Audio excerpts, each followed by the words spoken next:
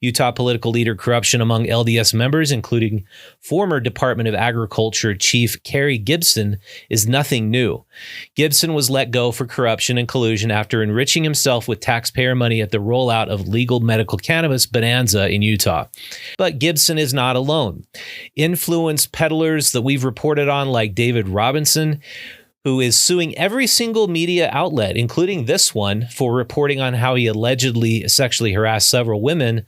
And that went on for years under the Republican Good Old Boys Club in the county.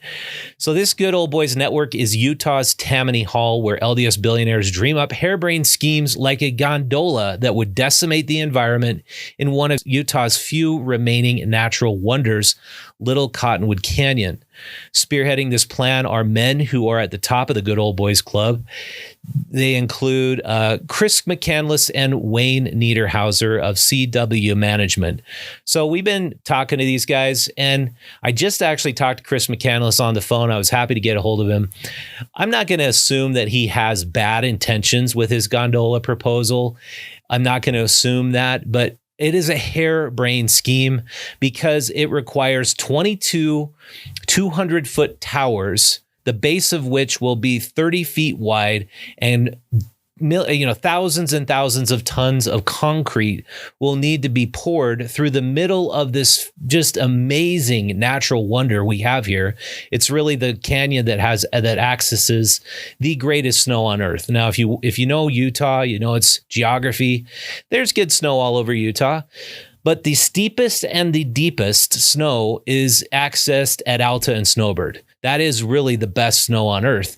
And they want to take that canyon and turn it into a place to just insert a massive gondola, the biggest gondola ever built on earth. They want to put up the most beautiful canyon on earth. And I just asked Chris, I was like, dude, you wouldn't build a gondola to Delicate Arch, would you? Would you think that would be a good idea? And he goes, that's not what we're talking about. It's either we build a 4-lane bus highway up the canyon, or we build this gondola. It's got to be one or the other. And I'm like, why does it have to be one or the other?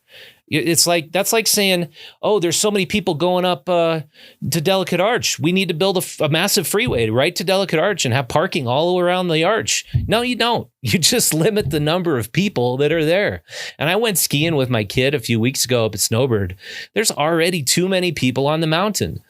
This is just another greedy scam. And the developers and UDOT want to make you believe we have to accommodate all this traffic. I don't see skiing as being a sport anymore for working class people or even middle class people. It's a sport now for the elite.